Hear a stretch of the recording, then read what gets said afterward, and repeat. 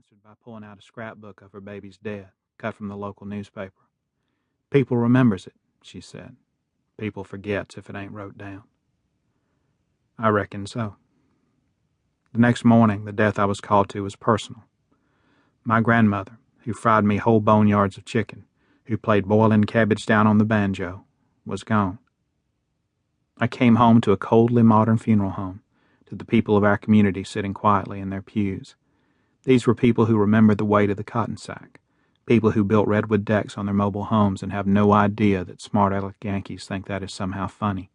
People of the pines. My people. I came home to a pale and elegant body in an open coffin, her thin hands crossed on her breast. I've made my living in graveyards of spirit, in the blasted-out, crack-infested streets of Miami's Liberty City, in the insane hallways of Manhattan's welfare hotels, in the projects in Birmingham, and in the reeking oceanfront slums of Port-au-Prince, and on death rows in 3 states. I've seen so many horrible things in so many horrible places that I have suspicions about God and doubts about heaven. But in that funeral home, I found myself wishing for it, envisioning it. I bet even God, unless he is an Episcopalian, likes a little Fado dough every now and then. And I like to think of her up there, blowing a hurricane on her harmonica and singing a little too loud. A million sights and sounds rang through my head as I stared down at her. I thought about the times when I was still a little boy, no more than 5, when she'd let me sleep at the foot of her bed so we could listen to her Philco, how I drifted off to sleep with the tinny voices of Farron Young, Little Jimmy Dickens, Bill Monroe, and Mother Maybelle Carter in chorus inside my head. It was one of the benefits of being old, she told me. You can play your radio all damn night long if you want to, and no one can do a damn thing about it. Like everyone in that part of the world, she'd been enraptured by a young, thin man from Mount Olive, Alabama, Hank Williams, who sang with a twisted spine and a tortured spirit, and she would whirl the dial over and over again, searching for his words. She told me she saw him once back before he died, but she was flying pretty high on her medicine that night and might have told a lie.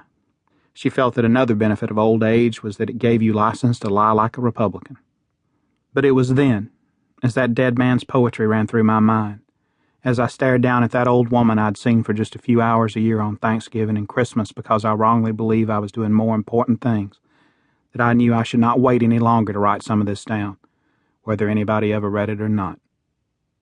Maybe, if I tell it right, she'll live again, and all the things she could have shared about who we are, who I am, will not be so badly missed.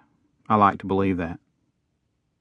I already know a good bit about my history, stories that were seldom written down, only passed from one to another of us over the endless, beautiful, hateful rows of cotton that I still dream about even today, even though the fields lie in trash and weeds. I know I was born during one of those periods when my father had abandoned my mother, that, and I still do not know whether to laugh or cry about this, he did not bother to come and see me until I was almost 2 years old. I know he brought a stuffed panda bear as big as God, and I dragged it around until he was one-eared and his eyes fell off. And I remember running with it, too heavy, when I was a few years older, running down a dirt road in the night from him.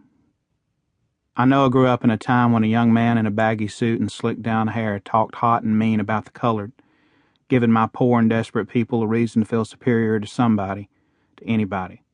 I know that even as the words of George Wallace rang through my Alabama, the black family who lived down the dirt road sent fresh-picked corn and other food to the poor white lady and her 3 sons, because they knew their daddy'd run off, because hungry does not have a color.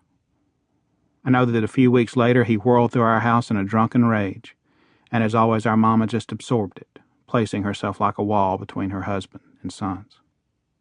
I know that later my older brother Sam and I lay in the dark and tried to figure out a way to kill a grown man before he hurt her anymore.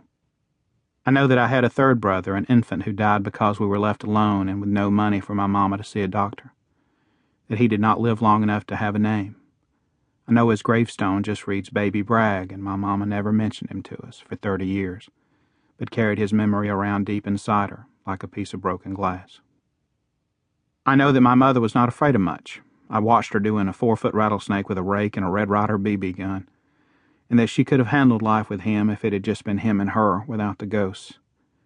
I could see them only in my father's almost pathological fear of cold and his hatred of ice.